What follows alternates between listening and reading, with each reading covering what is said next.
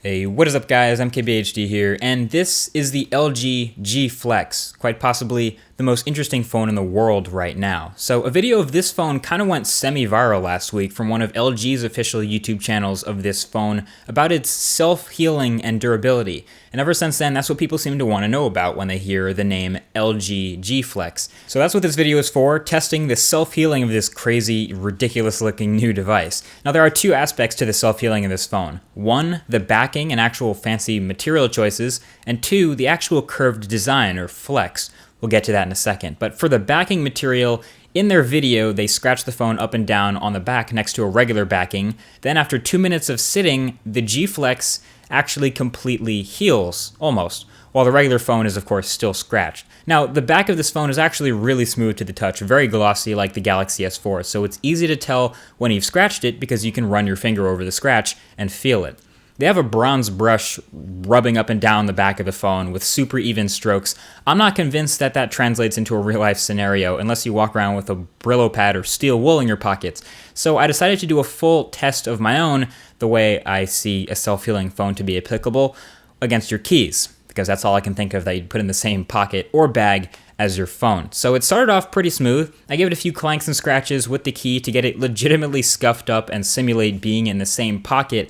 But the way I see it, I really don't like intentionally scratching new devices. So I did this for you guys, so thumbs up for that down below. But sure enough, after a few minutes, the scratches were mostly minimized. I say minimized, not completely gone, but definitely way less noticeable than when they were fresh. This would be awesome if you dropped your phone on the concrete and picked it back up, put it in your pocket, walked home, and then took it out your pocket a few minutes later, and you'd barely even be able to tell you dropped your phone. Sounds great. But take a look back at that official video from LG, and you don't exactly have to have eagle eyes to see that that is an ad, and that they're using optimal controlled conditions for that experiment. And part of those optimal controlled conditions that they chose was an air temperature of 27.4 degrees Celsius, which is 81 degrees Fahrenheit, the equivalent of a very warm summer day.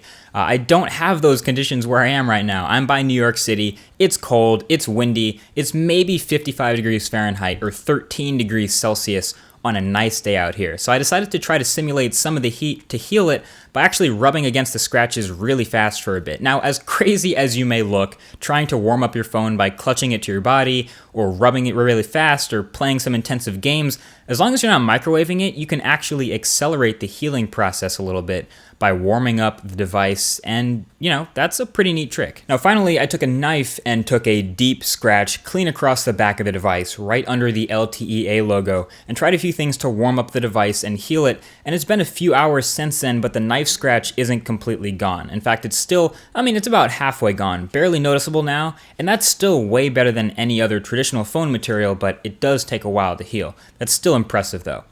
Now, the last part of this phone's self-healing has to do with the name. G Flex. Ladies and gentlemen, do not try this at home with your smartphone unless somehow you also have an LG G Flex.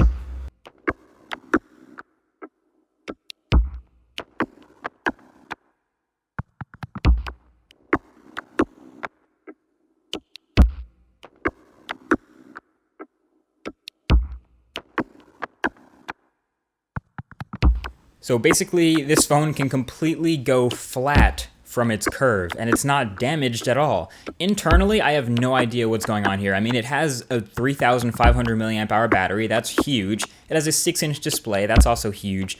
And it has all the usual parts like processor, RAM, and everything, but it does hold up to the flexing just like they demonstrate in their ad, which is very impressive. Pretty much no other phone, especially the other curved ones that we're looking at, Samsung Galaxy Round, will come near this sort of resiliency.